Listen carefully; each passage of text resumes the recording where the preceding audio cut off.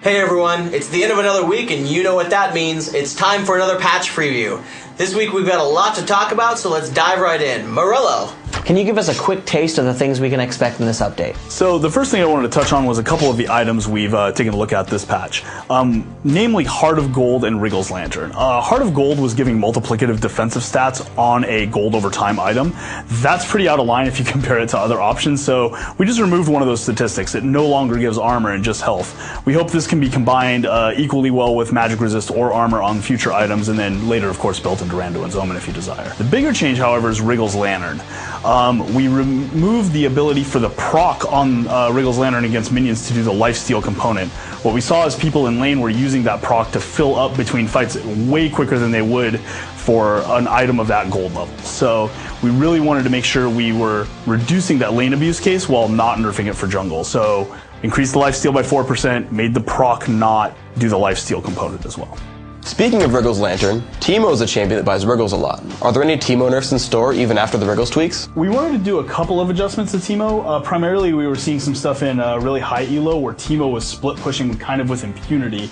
He'd go split push a side tower where no one was at, and due to his high mobility, ability to lay down mushrooms everywhere, and his passive stealth, he was slipping away from almost any situation, so there's no risk. So we did a couple of really light nerfs just to hit that specific interaction. We've increased the reload time on his mushrooms ever so slightly just to make it so he has a bit smaller of a field in a short-term scenario than he does currently, and also increased the cooldown on the active of Move Quick from 13 to 22 seconds. This will make it so he still has a combat utility of being able to dart in and out when he's in danger, but hopefully will make it so he moves across the map a little bit slower, as well as can't chain escape from somebody who comes after him on the slow push. So some of the community is a little upset with me because I'm not playing Pantheon much anymore. Taking a little break, I switched to Nocturne. I love him, he's amazing. What kind of buffs are you going to give him this update? So Nocturne, we kind of wanted to give him a little time to gestate after we released him. You know, assassins are very snowbally characters. They tend to kind of be easy to pick up and play, so the day one jitters kind of to speak of, you know, nerf this guy, he's super overpowered, can be a little misleading. After looking for a couple weeks, he probably is a little overpowered in a couple areas, so we wanted to hit a few things. We reduced some of the bonus damage on the trail when he stands on it, the bonus attack damage he receives. That was giving him a little too many free stats. We fixed a bug with the Fear Dot spell, where you couldn't teleport out of the leashing. That should help, hopefully, with characters who have blinks escape that, as well as decrease the range of that leash a little bit. Finally, the rank 1 version of the ultimate had its range decreased by 100, hopefully making warding and kind of good positioning gameplay early in the lane have a better effect against Nocturne's early jungle ganks. Aside from buffing Cassiopeia and fixing some bugs on Twisted Fate, we are actually nerfing tanky DPS some this patch.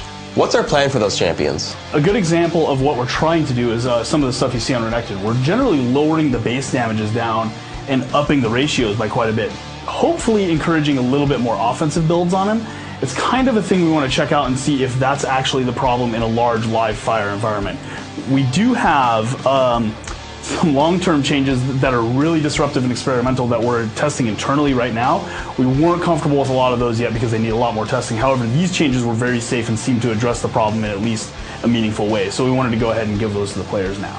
Thanks for tuning in to this episode of the Patch Preview Series. Please subscribe up here and leave a comment below about what change you're looking forward to the most. We're going to pick 5 lucky winners who did both those things and give you a free t-shirt from the League of Legends store.